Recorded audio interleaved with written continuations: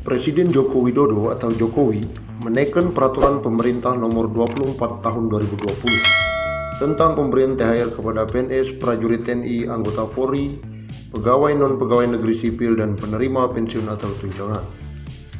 Dalam belet yang ditandatangani oleh Presiden Jokowi, pemerintah paling cepat membayarkan THR Idul Fitri untuk para ASN paling cepat 10 hari setelah Hari Raya Idul Fitri. Tunjangan hari raya dibayarkan paling cepat 10 hari kerja sebelum tanggal hari raya. Bunyi pasal 15 ayat 1. Meski demikian, THR bukan berarti pasti dibayarkan sebelum lebaran. Dalam PP tersebut, tetap memuat pasal 4 ayat 2 PP nomor 36 tahun 2019 yang menyatakan THR bisa dibayar setelah Idul Fitri. Ketentuan tersebut dimuat dalam pasal 15 ayat 2 di PP nomor 24 tahun 2020. Dalam hal tunjangan hari raya, sebagaimana dimaksud pada ayat 1, belum dapat dibayarkan. Tunjangan hari raya dapat dibayarkan setelah tanggal hari raya, bunyi pasal itu. Selain itu, PP 24 tahun 2020 juga memasukkan calon ASN sebagai penerima THR, selain mengatur penerimaan untuk ASN, TNI, Polri maupun penerima pensiunan.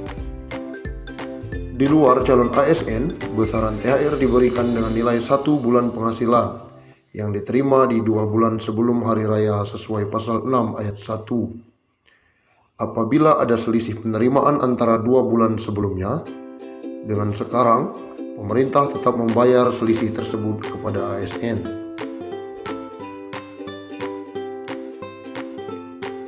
Khusus calon ASN, mereka hanya mendapatkan 80% dari gaji pokok PNS, tunjangan keluarga, dan tunjangan jabatan atau tunjangan umum. Pemerintah memutuskan untuk kembali memperpanjang pelaksanaan kebijakan aparatur sipil negara bekerja dari rumah.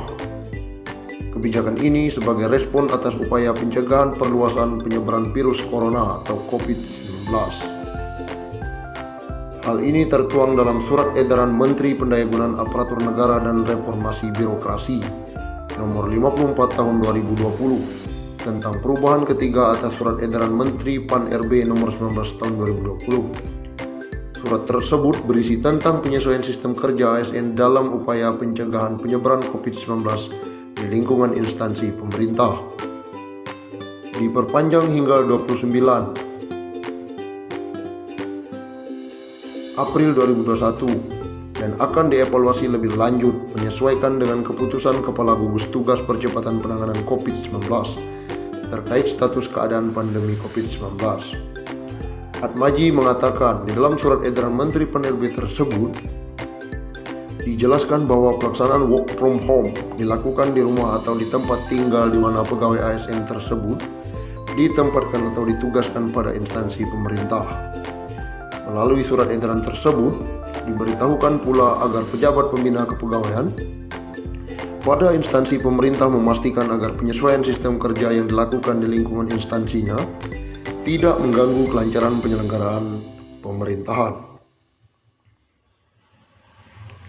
Selain itu juga tidak mengganggu pelayanan kepada masyarakat.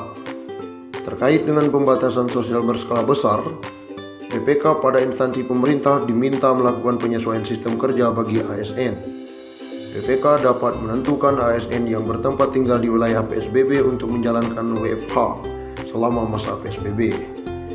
Atmaji menjelaskan bahwa SE Menteri Pan-RB sebelumnya, yaitu nomor 19 tahun 2020 dan nomor 50 tahun 2020 masih tetap berlaku dan merupakan satu kesatuan dengan surat edaran yang baru sampai dengan ditetapkan kebijakan baru.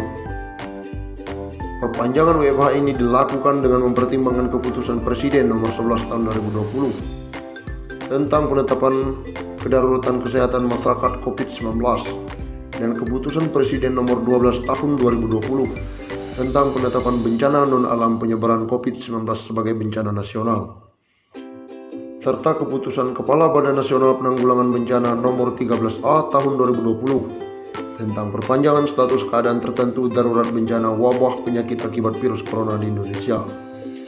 Pemerintah menyiapkan formulasi dalam rencana pelonggaran pembatasan sosial berskala besar di masa pandemi virus corona atau COVID-19.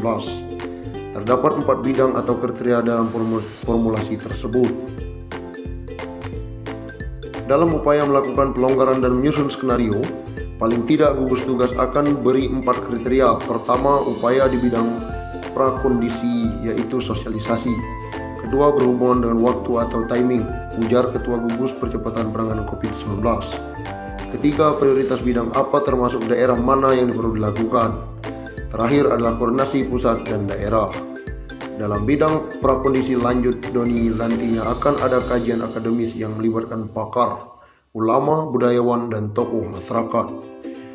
Sehingga kata Doni nantinya ada penghitungan terukur pelonggaran PSBB tersebut.